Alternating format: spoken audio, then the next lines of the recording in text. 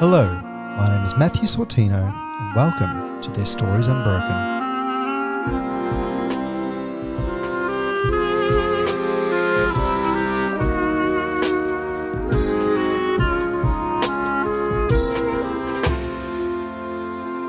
Their Stories Unbroken is a podcast that has one eye firmly focused on bearing witness to the horrors of the past. The Holocaust, or Shoah, was the genocide of European Jewry by Nazi Germany and their collaborators before and during World War II. 6 million Jews, or 2/3 of the Jews in Europe, were killed, while all other Jews escaped, went into hiding, or survived against all odds. No one was able to live a normal life during this time, and no matter how hard survivors tried, the horrors of what occurred would never allow them to live truly at peace either. Their Stories Unbroken has its other eye fixed on the present, in particular on the way the past has informed and in many ways defined the lives of the children and grandchildren of survivors. I started this podcast with three main ideas in mind. Firstly, to bear witness to the Shoah, especially to stories that may not have been heard by anyone but family, but also because many survivors are reaching their final years with us and their truth must be recorded. Secondly, it was a way to show the impact of this legacy on the lives of survivor families, but also all Jews, who by virtue of birth are the very same group of people who were targeted and hunted down just for being Jewish. These first two reasons are thus part truth-telling, part oral history, and also a way for Jewish Australians to hear from and connect with personal historical accounts they may not have heard but can identify with and reflect upon. Finally, the third idea for the podcast is to enable non-Jewish listeners that may not have had much contact with the Jewish community to listen to multi-generational experiences of people, of human beings that also happen to be Jewish. My hope is that by doing so, listeners can add this new context to the often corrupted information space of a post-October 7 world. A world in which anti-Semitism is sadly now commonplace throughout parts of mainstream Australia and the world. My hope is that by getting to know the people and families at the centre of these stories, it may stop hate from festering and instead help to unify us all. During a lecture from an expert in anti-Semitism from Yad Vashem, I heard a quote that stuck with me. To paraphrase, he said that the Jew as a monster cannot exist once a Jew enters the room. Unbridled and unfounded hate based on conspiracy, pseudoscience, identity or mythology does not stand a chance when we sit in a room together. And I do not think there is a better medium than podcasting to bring long-form conversation to a group of people willing to let go of preconceived ideas and simply listen. This purpose is now more important than ever in the wake of the sickening terrorist attacks on the Jewish community at Bondi Beach on Sunday the 14th of December 2025, the first night of Chanukah. I cannot begin to express the rage, disgust, horror, sadness, hopelessness and despair I felt that night. Those feelings have not left me, but have been added to, and I feel weighed down. I cannot imagine what members of the families of those killed, injured, or simply present at the event would be feeling. I also cannot fathom what it would feel like to be a Jewish Australian at this time. All I can say is that I grieve with you and stand with you. I will work to ensure Australia goes back to being the safe, inclusive, and peaceful country it once was for Jews in every way I can. The Holocaust no longer feels like this event in the distant past. It is no longer possible to pretend the scourge of anti-Semitism was something that existed in medieval Spain or Nazi Germany. It is alive amongst our Western democratic societies on both the left and right sides of politics, and it must be met head-on. We must also be forthright in saying that the two terrorists that perpetrated this attack were not crazy or inspired due to supposed wrongs in a conflict. These people, and others like them, are motivated by the anti-Semitism that is a key part of the extremist ideology embraced by groups like ISIS and Hamas, and many other groups like them. Much of this ideology, that many want to wish away as held by fringe groups on the other side of the world, is present in the marches which occur every Sunday in cities across Australia. Their hate is plastered across our streets in stickers and graffiti, and acted upon through violence and vandalism. It has now reared its head in the murder of at least 15 people.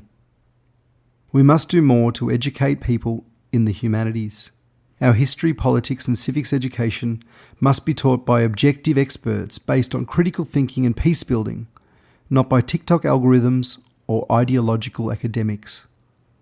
However, I do remain hopeful, as most Australians have come together in a unified grief at what has occurred. Politicians are beginning to take the lead and state what must be stated about anti-Semitism in Australia, and those hate mongers that once leapt through loopholes to avoid sanction might now be held to account for the danger they have put Jews in throughout our country over the last 26 months and beyond. I would now like to introduce my guest for the podcast today. Caitlin Faiman is the second child and only daughter to Rachel and Alan Goldberg. Rachel, who we met in the most recent episode of the podcast, was born in Fergana, USSR in 1943, while Alan was a fourth-generation Jewish Australian.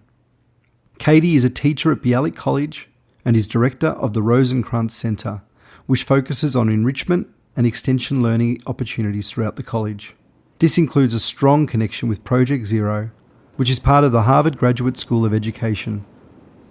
I had an incredible conversation with Caity, and I cannot wait to bring this episode to you.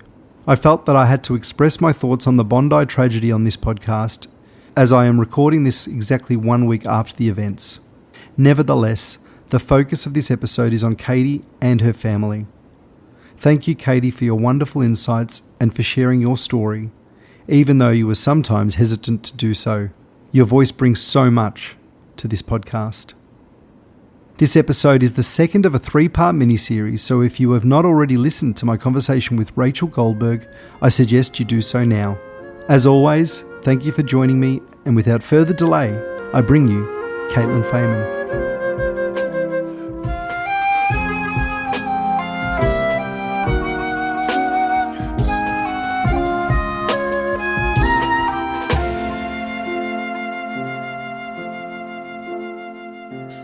Caity, welcome to Their Stories Unbroken. Thank you. I want to start with the fact that you and I were just in a room 2 days ago with your mum here, giving her story, and I'd like you to, I guess, reflect on what it was like listening to her for 90 minutes talk to me about, you know, her life and her experience, and how did you feel during that? My mum's always shared her background, her history, and her thoughts and what she's grappled with over the years. So none of it was new to me. She shared it proudly, so it didn't have a great amount of pain in her sharing it. I felt very proud that my mum came in and shared her story of her family and also her life in Australia. My mum always talks to me about there being a hierarchy within the survivor's journey or network, and I find that really difficult to understand. So I was very proud that she came in and talked about her parents as people who survived World War II and came to Australia and built a family here. She's always shared with me the stories, her family history, her wonderings, what she's grappling with. So none of it was a surprise.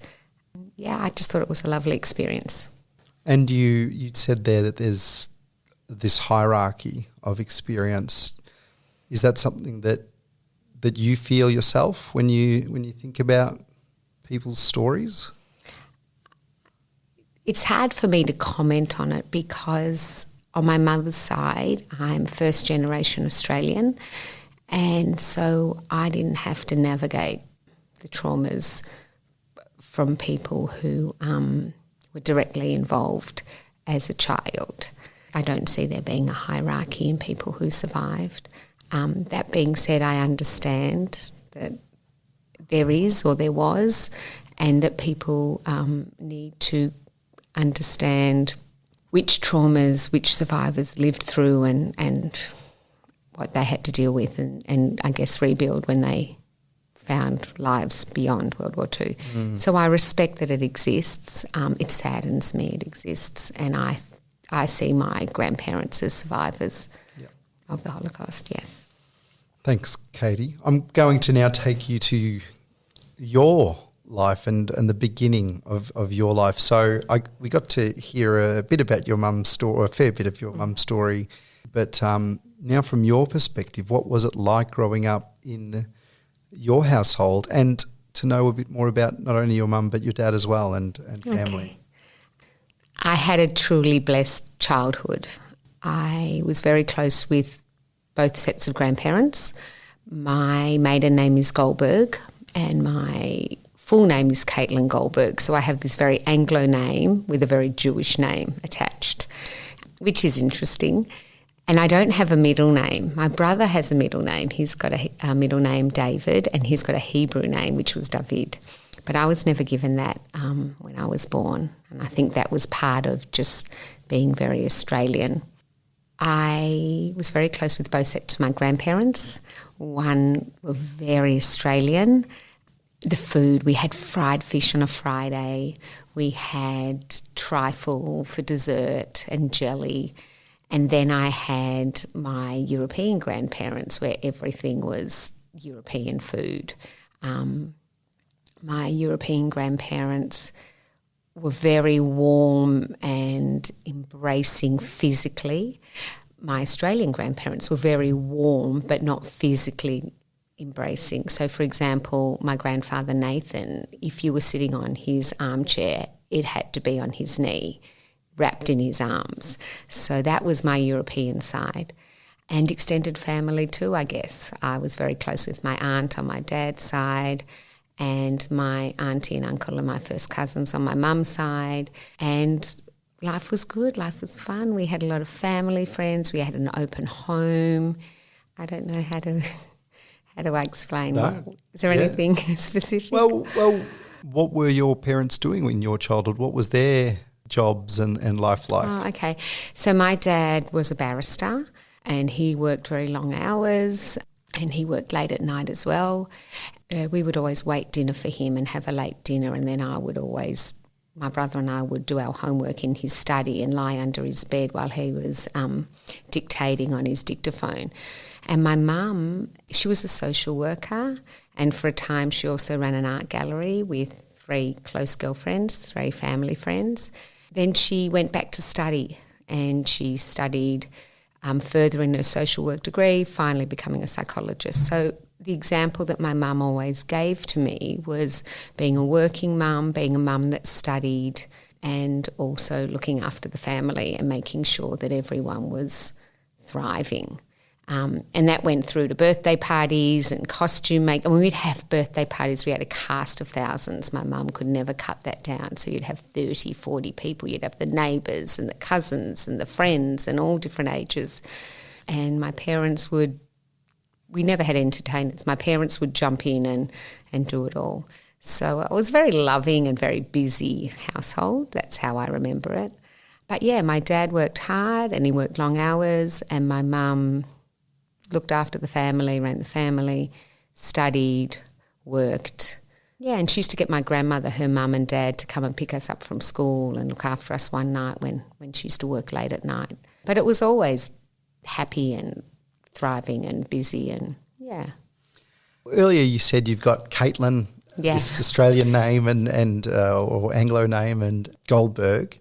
Growing up, did you feel like, because I remember your father being 5th generation Australian, but your mother from a refugee parents background, you know. So did you straddle between those two lives, the Australian, European, the entrenched in, I guess, Australia and barrister work and things like that, versus a more new arrival and finding their feet a little bit? So my parents chose not to send me to a Jewish school.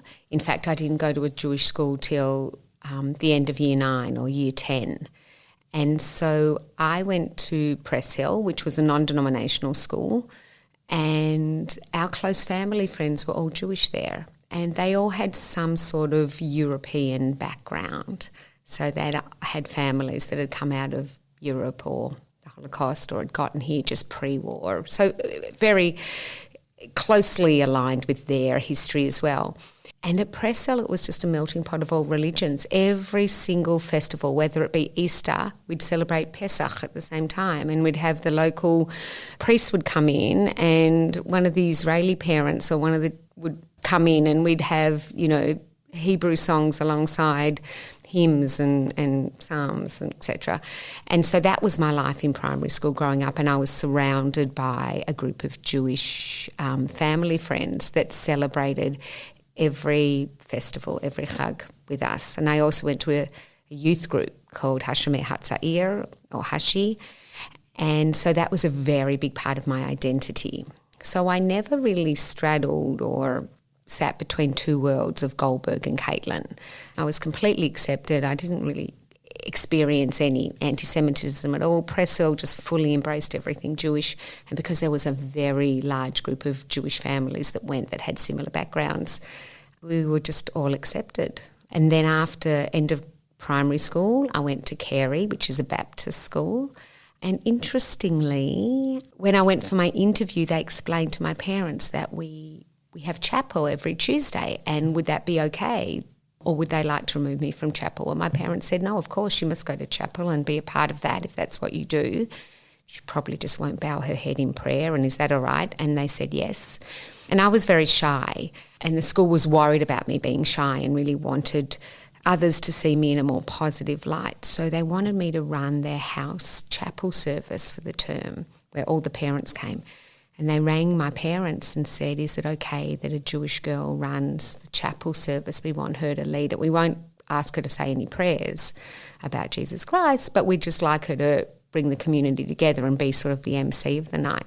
And my parents were thrilled. They were just so grateful that the school was acknowledging what they thought I needed and just embraced it. So I always had both worlds running at the same time and collaboratively. My dad was very involved in the Jewish community. He did a lot of communal work, a lot of pro bono work, a lot of fighting anti-Semitism and racism, and he was on boards. And then when I was probably about, 11 or 12, he became president of the Turak Synagogue, or the Melbourne Hebrew Congregation.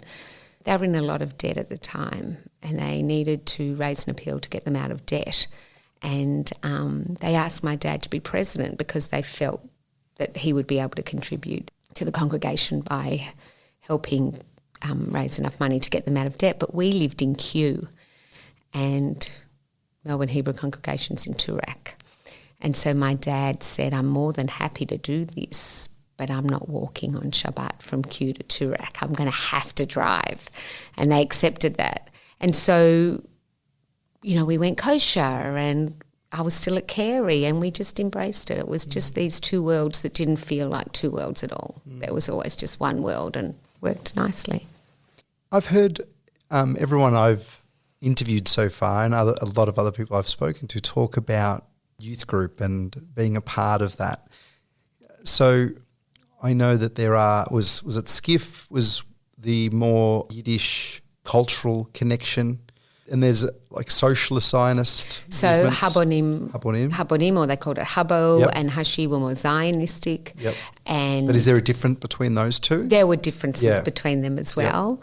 But you didn't go to them for religious connection.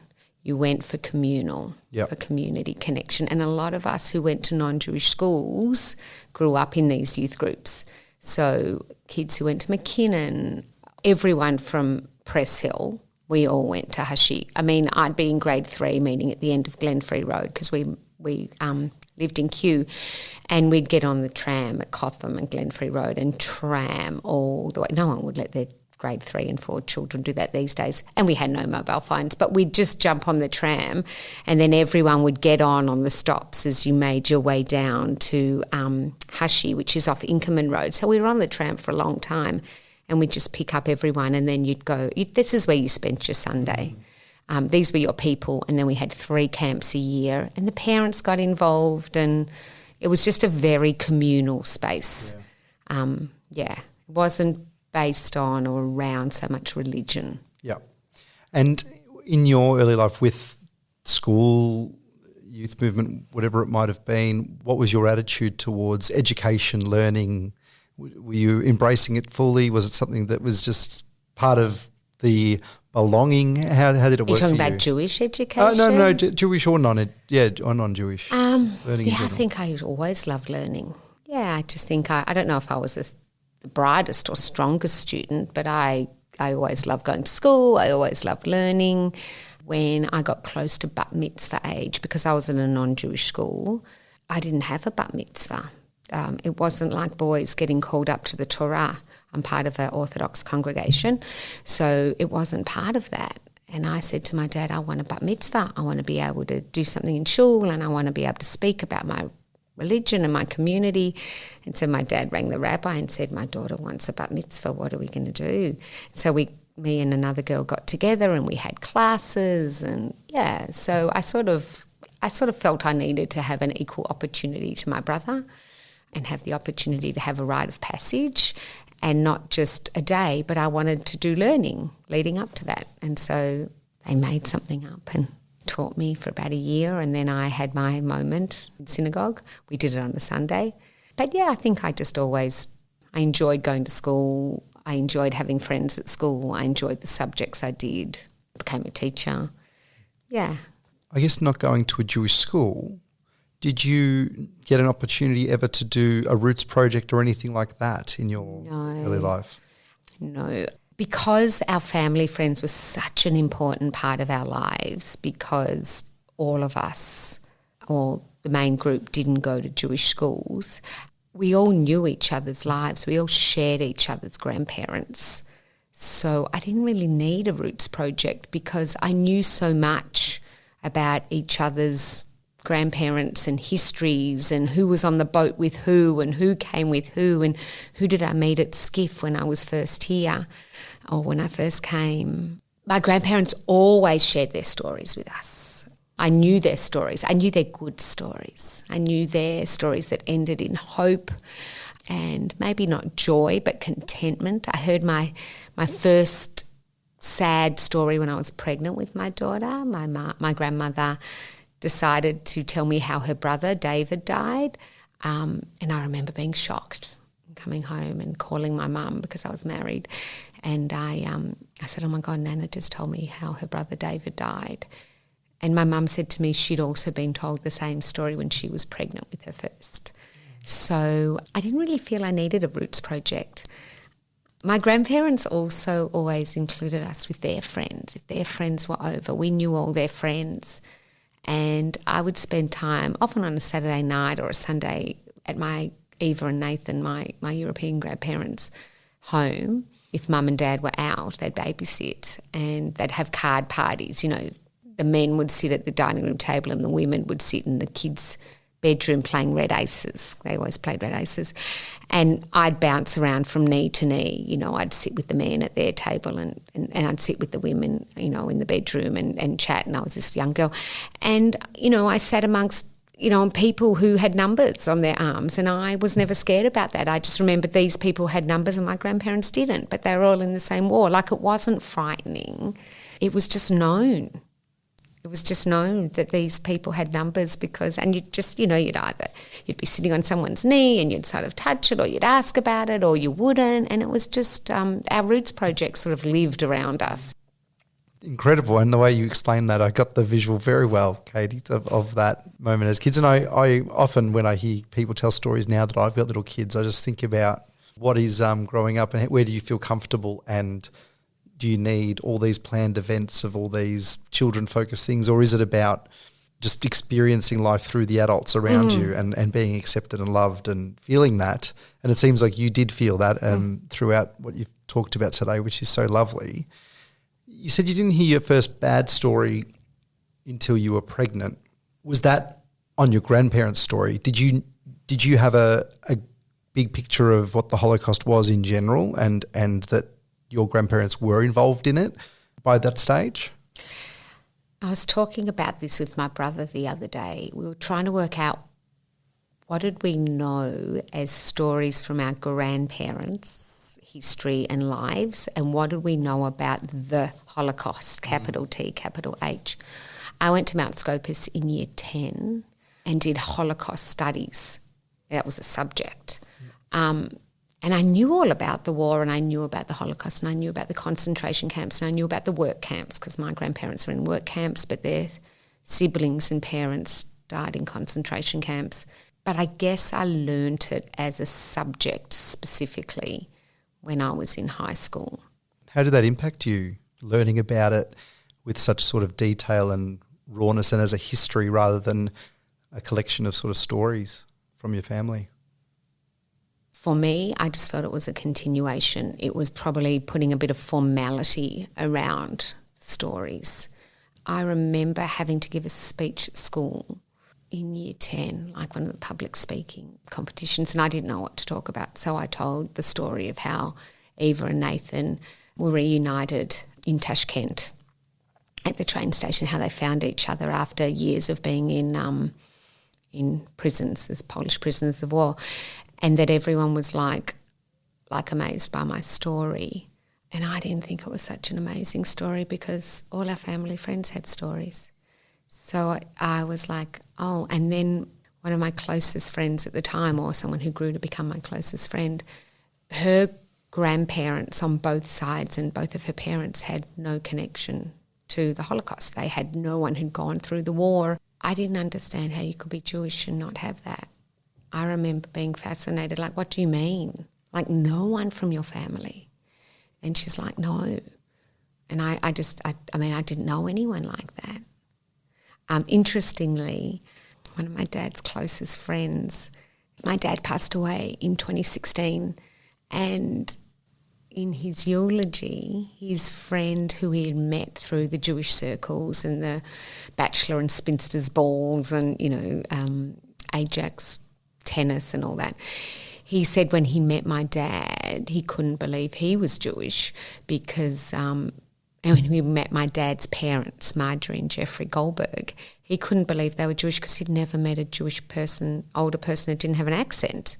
And he kept going, how could your parents be Jewish? They don't have an accent. So I sort of had a little bit of that experience in that I'd never really met people who were so completely untouched in their families. Yeah. And I think in Melbourne, it's often that the Jewish community has a very strong connection, or many families do, with the Holocaust. But at the same time, Australia, since the first fleet, had Jewish people on there, and there's a big history of Jewish migration like any other that came through before World War II that arrived for different reasons. And that was a big part of my dad's family. And so my dad has all these documents that he's handed down to us he's so proud of, like the first Jewess and the first this. And he's got all the papers. It's all his descendants, and he's just so proud of that. And then you've got my mum, who's just got no family history. Yeah. So your dad's family, 5 generations prior, where did they come from? We've got all the immigration papers and naturalisation papers, but I don't hold it in my head. Yeah. I kind of feel that that's not the part that I hold on to because it wasn't really filled with devastation and loss. Yeah. It was adventure and, or opportunity. Yeah. Although my grandparents coming here was opportunity, but it came out of. But I actually don't know why my dad's side chose to come here. I've got no idea. Yeah. It's just a big realisation for me, wow. Well, it is a long time ago too. Yeah, but still. I mean, there's so much of it. We've got all the history of it. We've got books and, he can roll out his family tree. Wow. Yeah. My dad's history is way back. We used to tease him that it was convicts, but my father's family came as free settlers, and my father was always very proud of that. He's kept all the naturalisation certificates. He's got this scroll that's just metres and metres and metres long that he rolls out and shows you the family tree going back, way back when. So very proud to have come here very, very, very early in European settlement of Australia, and very proud to have all the documentation to show that, and very proud that his family stayed Australian Jews and continued that, throughout the generations.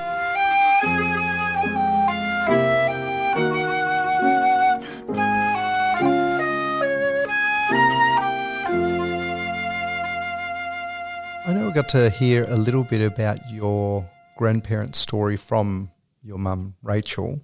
But I'd like to hear what you know and understand about the story of your grandparents from as early as you know their story all the way through to them getting to Australia. What is that story? I know more about my grandmother. I don't know why.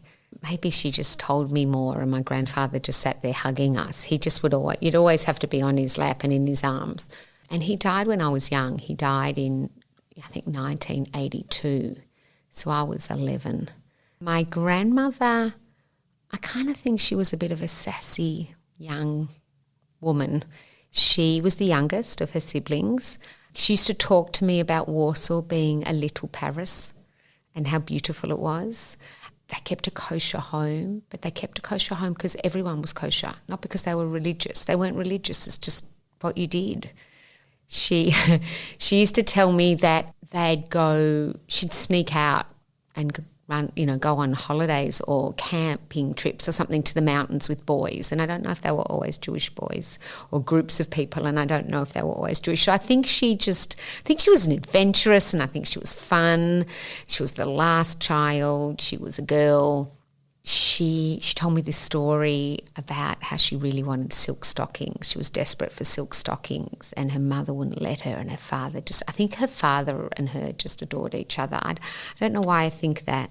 And he went out and bought her the stockings and she put them on and was dancing around in them and, of course, laddered them straight away. And I remember her telling me that story, me being devastated for her and her not being devastated but laughing and just saying, well, that was the kid I was. Like, you just couldn't, slow me down.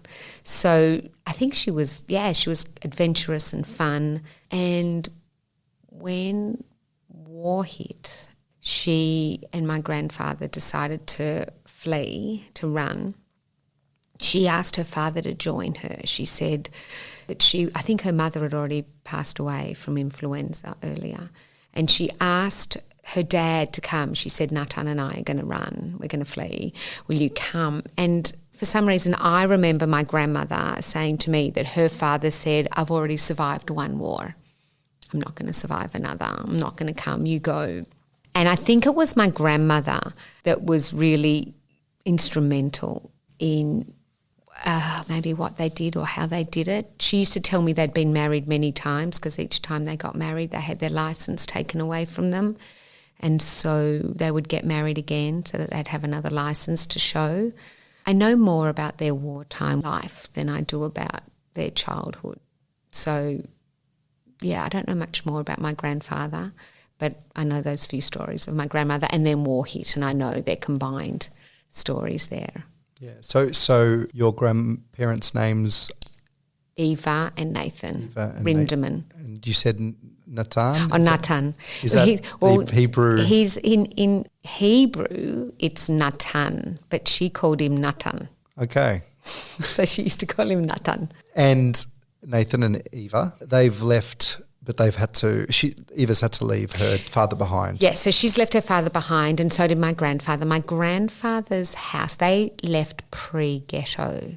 My grandfather's house, I went back to Poland with my mum a couple of years ago. My grandfather's house was within the ghetto walls, and that was destroyed. So we can't really find that. But my grandmother's house was outside the ghetto wall, so we were able to find that and visit that. But they together left. They fled, and we believe everyone else went to concentration camps and died there. But my grandparents fled and got married. It was important for them to get married. And my grandmother wanted her father to know that she'd been married, that was important for her to let him know. And so my grandfather hid in a barn. This is the story I've been told, that he hid in a barn because he was very Semitic looking, whereas my grandmother wasn't. And then she made her way back to Warsaw to show her father her ketubah, her wedding certificate, her marriage license, I don't know. And then he still wouldn't come, and she went back again. And when my mother and I were in Poland several years ago, and we went to talk to someone who does a lot of research for people about families from Poland, she described what Poland was like, or what the world was like on that side, and how dangerous it was for my grandmother to come back just to show her, and what she would have had to endure and cross. And this researcher said to my mum and myself, your mother was a very risky woman, and that she had a lot of guts and a lot of determination, and that sass, as you said earlier. Yeah, but it was really dangerous to do what she did, and she did it because it was important to her. Yeah. So they left, and then she had to return after this marriage. She chose to, because she wanted to prove to her father that she had been, that she was a married woman. But then she used to say to me, I got married several times because they kept taking her, they kept stealing our certificates, ketubah. I have all these stories of my grandmother. I have the hiding in the barn. I have when they were looking for shelter or looking to hide from from troops and army, they just went knocking on people's doors saying, do you have a room for a night? Can we hide here? And people would turn them away. Or one woman said, I have a baby here, you cannot stay, but gave them bread. Now, I don't know where all those stories fit together. I don't know which part or which years they belong to, but I've got like sort of 5 or 6 scenes that I was just told throughout my childhood, and I never tried to put them in any chronological order. They just sat as my roots project, as you say. And they were always positive. Can you share a couple more? Do you have There was this time when they were asking people to line up in 2 lines. I can't remember the story well enough. They asked for Jewish people on one side, and I can't remember, was it communists or something in the other line? And I think my grandmother grabbed my grandfather, and they went into the opposite or the wrong line intentionally and just held their breath. But, I mean, I don't know how true that story is. The most romantic story that all of us cousins, my first cousins and my children have all grown up on is how my grandparents were reunited. They were both in work camps, and when there's this lovely story about my grandfather. My grandfather was bald. He had no hair. And we used to always ask him, Papa, where's your hair? Papa, where's your hair? And he said, well, when I was a soldier in the army, we were in the trenches, and we had to eat rationed food. And he talked about opening a can or opening some food that just didn't agree with him that he ate in the trenches. And his stomach really turned, and he felt so unwell. So he had to leave the trenches to relieve his stomach, to look after his stomach. And there was bombing while he was out of the trenches. And when he came back, or when the bombing subsided and he went back, his whole group had perished, he'd been killed. And he took off his helmet, and from shock all his hair had come out. It was in his helmet. I don't know how true that story is, but it's something we as grandkids would think, oh, and he took off his helmet and there all his hair was. And none of us were really too traumatised that, But it could have been a way to share his story that was could have been seen as so mortifying, to this nice little comical way of losing your hair.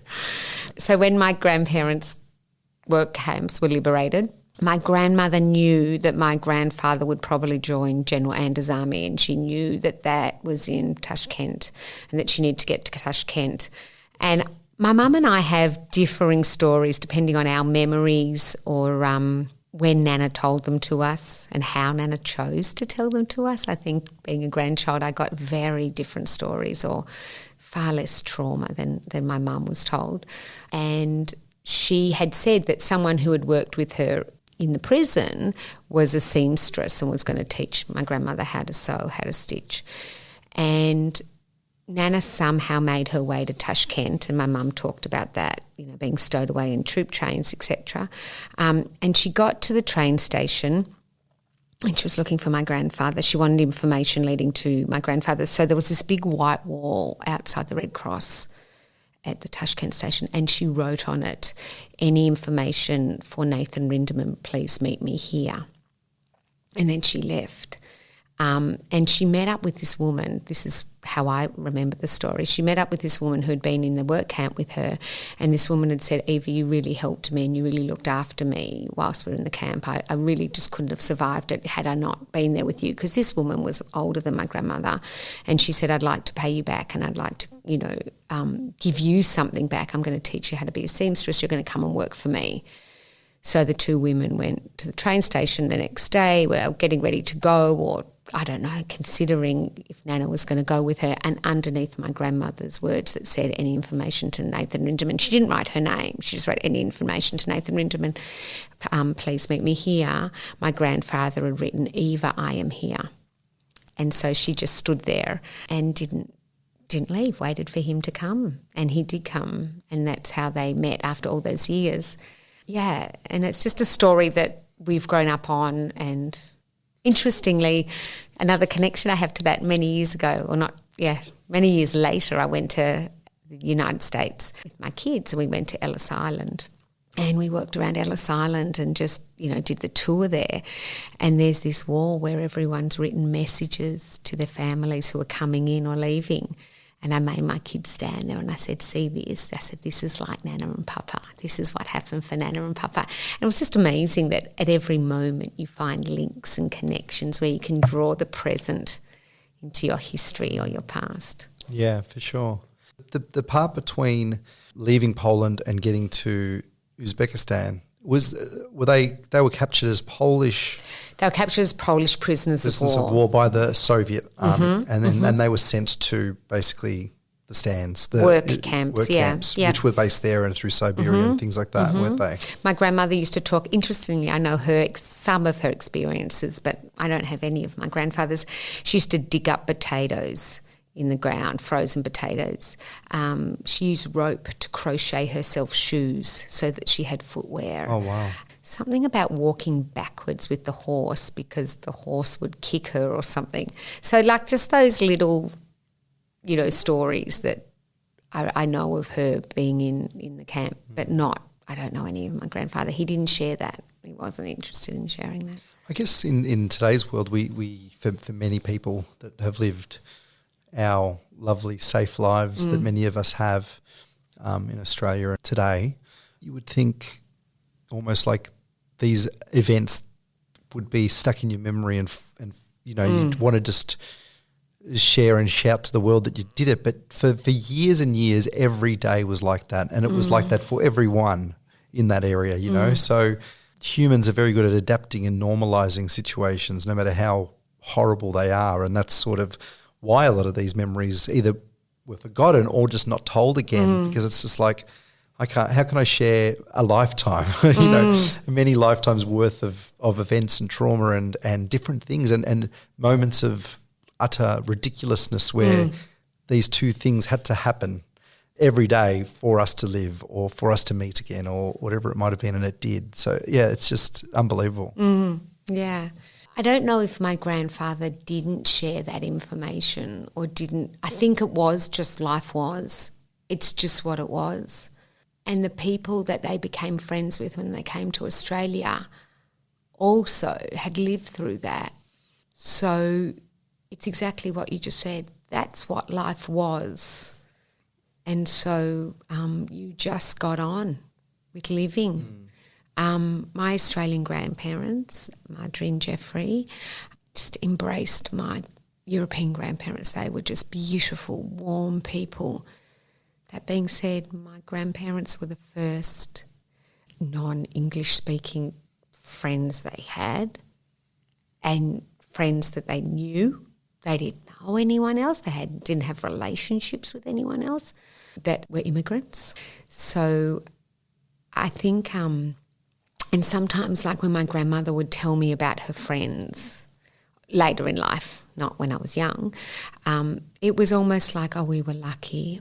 Auntie Lottie went through this, or Uncle Aaron went through that.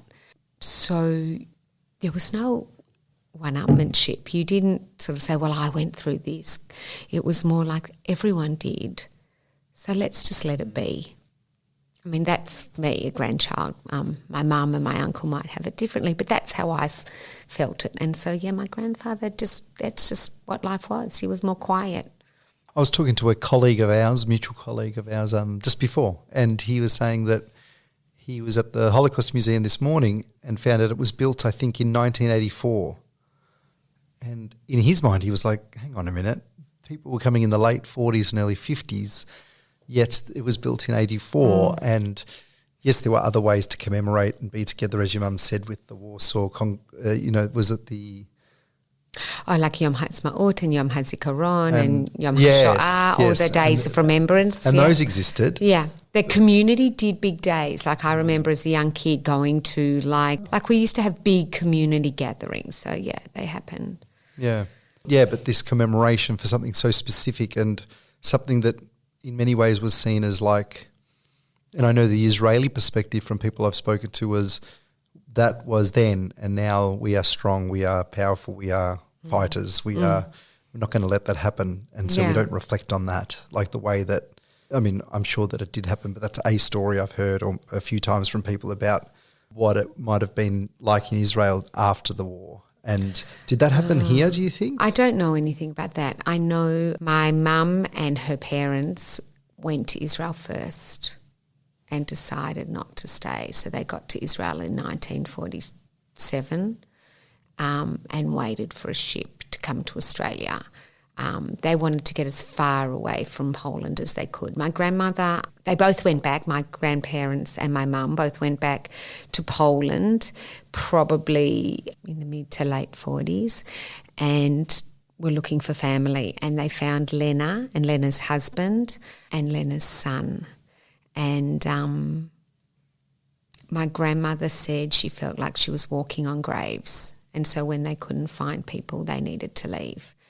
And they went via Israel. I know they were in Israel for a short time. They didn't really go into Israel. They just waited for passage to Australia. And I guess that's what it is. It's about building life anew. And then with time and maybe stability comes memory and commemoration like that. Yeah. But definitely my father, who had been, has strong Jewish identity in Australia, knew everything about everything, had learnt about it, had been to all commemoration. So even if that Holocaust Centre hadn't been built till 1984, I mean, I don't know for sure. I don't know enough about that.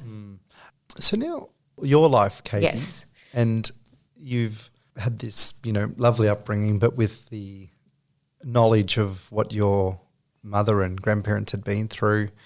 In a way, I want to start with that story that you told where your grandmother shared about David, her brother, when you were pregnant. Like, just reflecting on that and that she did that for her daughter as well. What do you think was behind sharing that then? There must have been some way of feeling like it needed to be done as you were pregnant for some reason. Yeah, maybe that I was a real grown-up, that I was becoming a mother myself was important to know painful truths, not just romantic and joyful truths. And maybe it was also a time for her to talk to me more as an equal, rather than as a grandmother, but as someone who had lost. And she could do that because I was becoming a mother. Maybe she was sort of saying, it was time for me to grow up and understand the world differently. But I remember being very shocked by it. I used to go out with my grandmother once a week for dinner, and she told me at one of these dinners, and interestingly, my brother is named after David. His name's Anthony David. And I never got a middle name, yet, oh my goodness, there must be I think there were three. I think that was her only brother. I think there were three sisters. Why wasn't I given one of the names? Why wasn't I given one of the names of my grandfather's sisters? And I actually gave myself my own Hebrew name. When I became bat mitzvah, I also told my parents that I needed a Hebrew name. And I gave myself a Hebrew name. I think that was I think I was coming of age, and it was time I understood what being a mother was about and what holding family close was about, and that you don't ever lose that. She never lost that pain about David. It was just something she carried but got used to holding.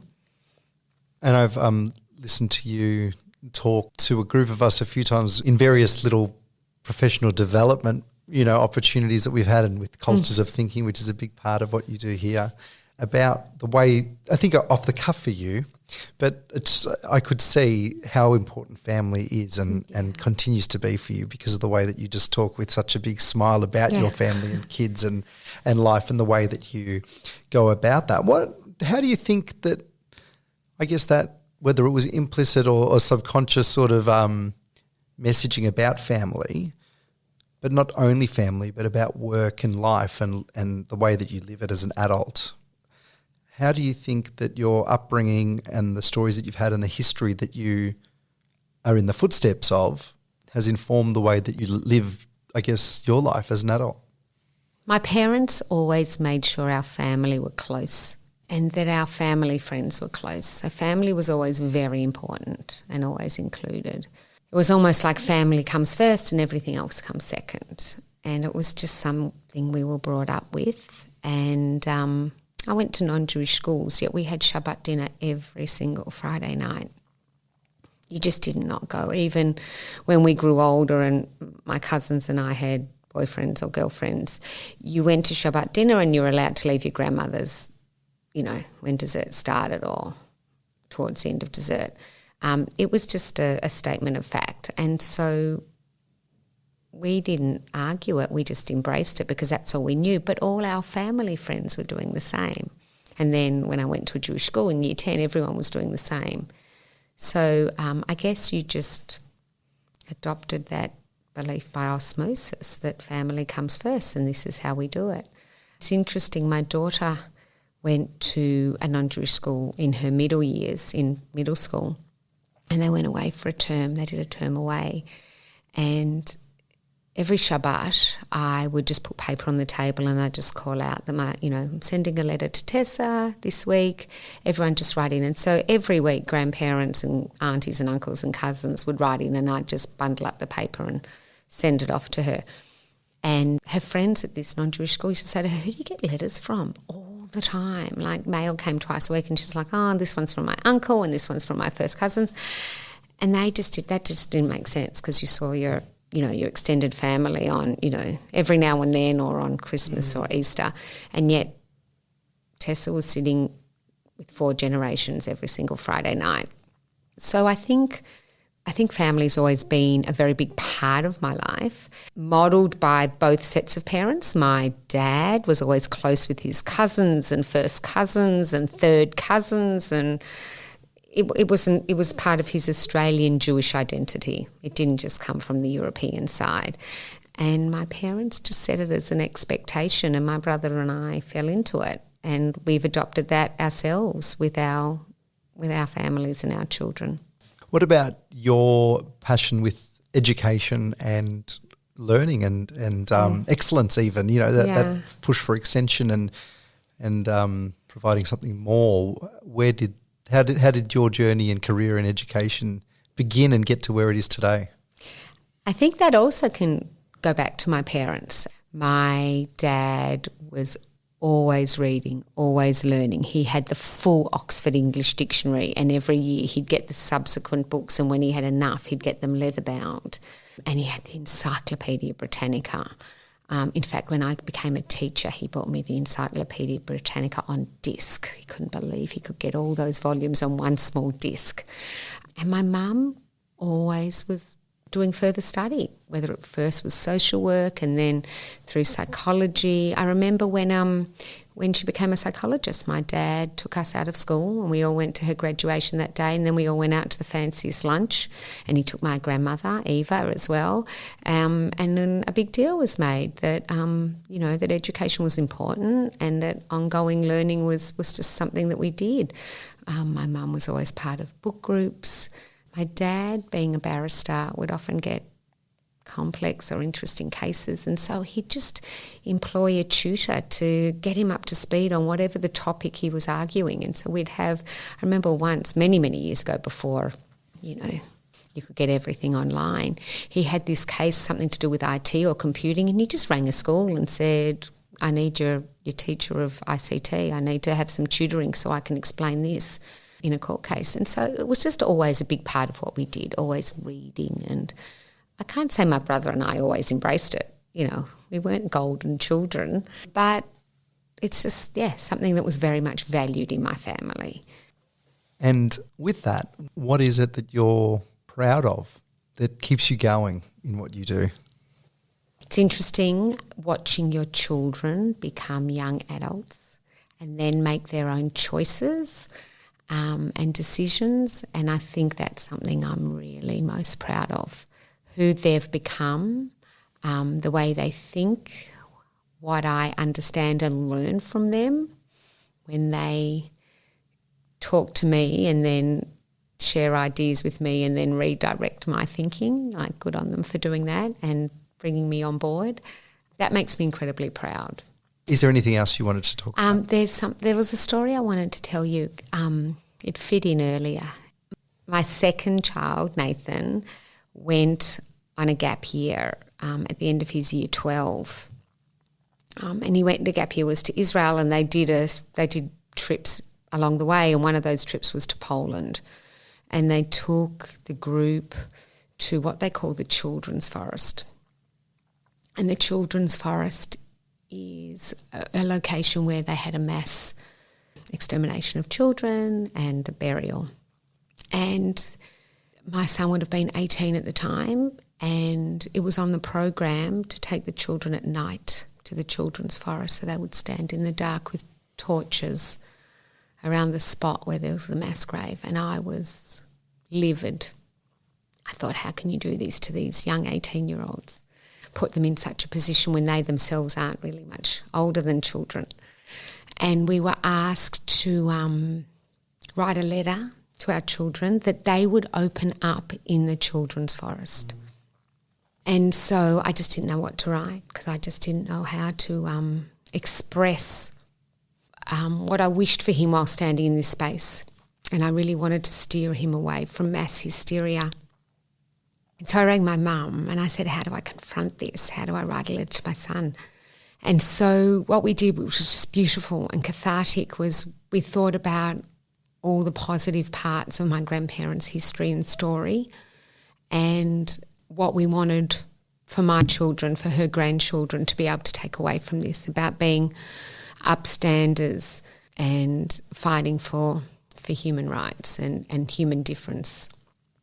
And so I wrote the letter from that perspective, that you stand here in the Children's Forest today as a testament to Nana and Papa, and because of the kindness and goodness of everyday people who gave them bread, gave them a barn to sleep in, offered an alternative, hid them in a troop train, offered them work as a seamstress. And so we retold the story of that trauma through the people who had just offered moments that didn't dob my grandparents in, because I found it so traumatic what they were putting these young 18-year-olds through, that we needed to reframe it as a moment of resilience and pride in being Nathan Faiman, grandson of Eva and Nathan, namesake of Nathan Rinderman, standing in a spot where so many perished as a proud young Jew. Yeah. And I think that is an amazing part of the pride that you'd have with your children, and the way that you've been able to model exactly what you were explaining there, the goodness and the hope and the optimism that has to come from such pain, but then also connects to the name of this podcast, which is Their Stories Unbroken. So it's you and then your kids and generations beyond that are going to live well and thrive because of the survival of your grandparents, but then also their ability to be resilient and live again. And to live again was a big ask of people, isn't it? And many couldn't, but also those kids couldn't in that forest. So that story ends, but it doesn't end for the Jewish people, and it doesn't end for the learning that has to be continuous, because then you can know who your sort of living on behalf of, hopefully. Yeah. So Carrying forward with you, yeah. So Thank you. I think on that note, we might say goodbye for today, Caity, but Yes. this was incredible. Thank you. Thank you.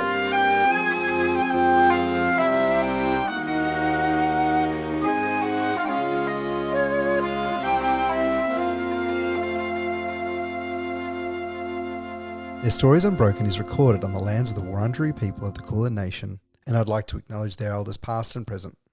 I'd also like to acknowledge the founders of the Bialik community, who in 1942, a time of tragedy and horror for the Jewish people, and for so many others around the world, visioned and developed Bialik College as a new type of schooling for the youngest members of the Jewish community. If you enjoyed the podcast, please subscribe, follow, review and share. If you would like to get in touch with me, you can email theirstoriesunbroken@gmail.com. Thank you to Bialik College and all the staff behind the scenes that have helped make Their Stories Unbroken possible. I'd also like to offer a special thank you to the Bialik College Parents Association for their support in the podcast, as well as to musician Adam Starr. Additional thanks to Yad Vashem and the Gandalf Foundation. Please check out the show notes for links and any additional information. See you next time.